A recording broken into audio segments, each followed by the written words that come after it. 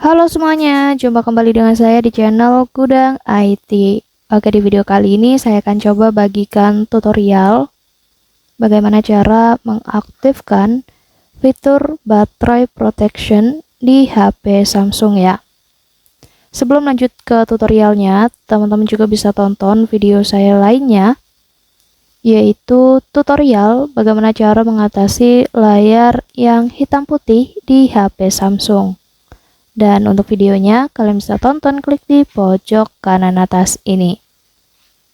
Oke, sekarang kita langsung aja masuk ke tutorialnya ya.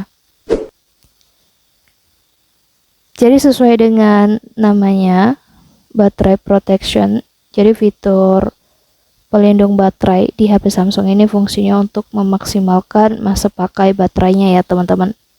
Oke, langsung aja langkah pertama. Kita buka menu setelan atau pengaturan di HP Samsungnya.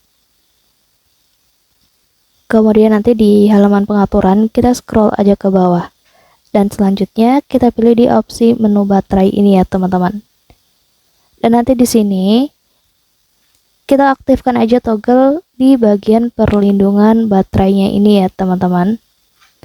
Di sini kita aktifkan toggle-nya. Dan kalau sudah, di sini di bagian bawahnya ada opsi pilihan dari fitur perlindungan baterainya.